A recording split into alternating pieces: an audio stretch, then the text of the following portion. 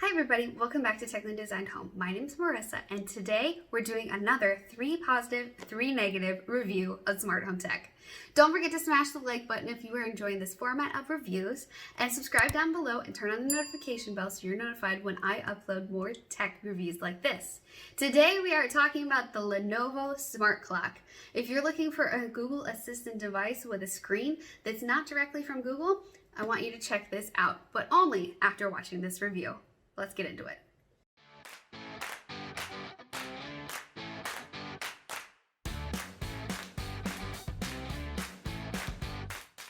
So first things first, the design. This is probably my favorite feature of this device.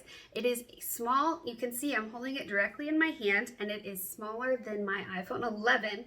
Fits perfectly on my dresser, and it's a nice addition to the bedroom because of the cloth design. It has physical buttons on the top for volume, and also allows you to manually turn on and off the microphone on the back. This is power, and there is a USB port in case you use this to charge your smartphone.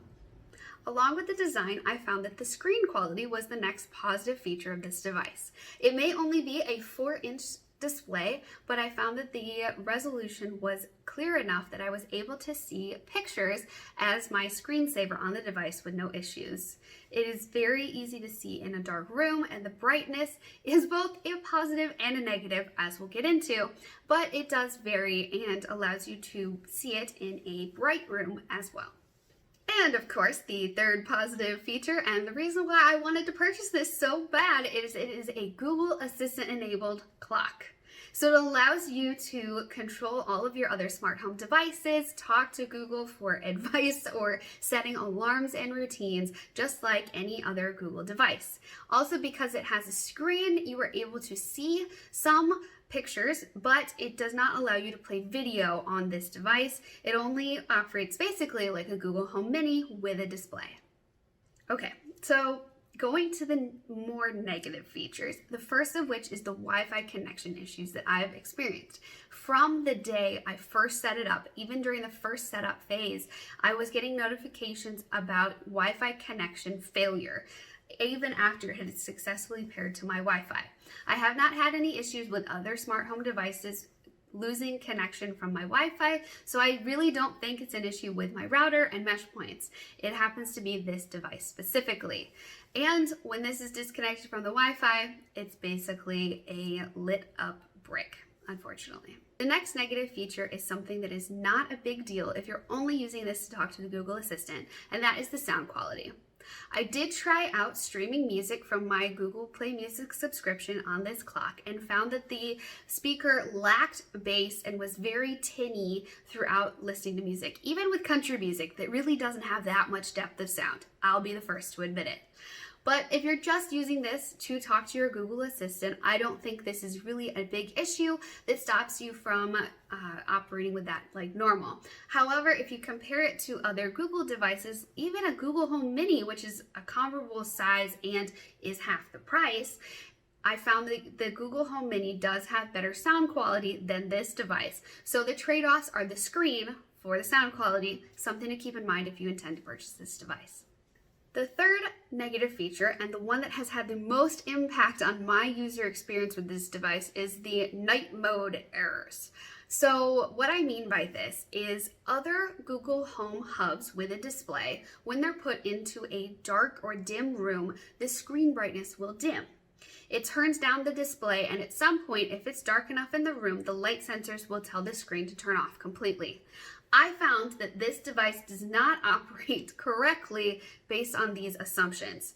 Based on the settings, it sounds like it should operate the same way, at least going from a light mode to a dark mode and potentially turning off based on the light in the room.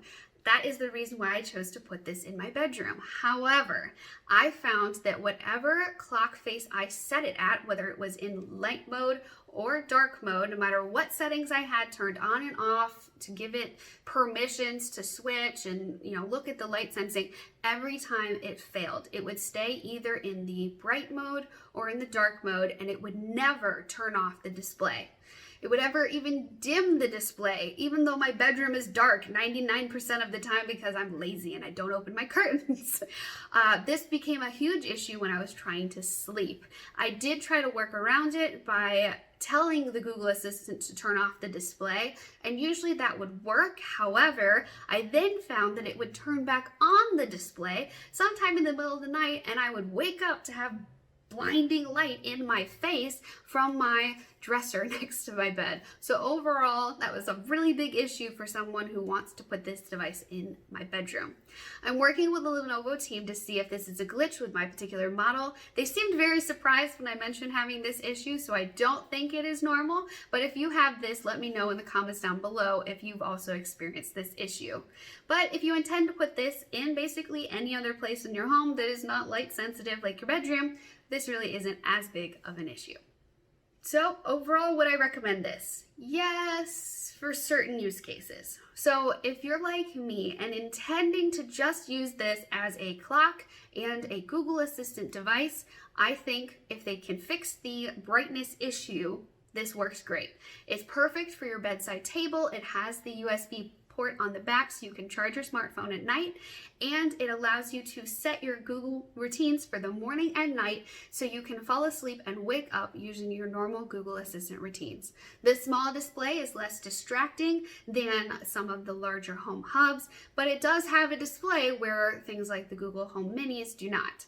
So I think this is a great product if they can fix a couple of my issues, and for those reasons I would recommend this for the right use cases. Let me know down in the comments below, are you a traditionalist where you have a normal alarm clock? Are you somebody that is like me that normally uses a Fitbit for an alarm? Or do you use your smartphone or smart assistant to help you wake up in the morning? Let me know down in the comments below. I'm very curious. And don't forget to smash the like button if you are enjoying this 3 positive, 3 negative type reviews of smart home tech. And let me know down in the comments below what you want me to review next. Don't forget to subscribe and turn on the notification bell to be notified for every video I post about smart home tech, interior design, and organization. I hope to see you again next week. Bye, everybody.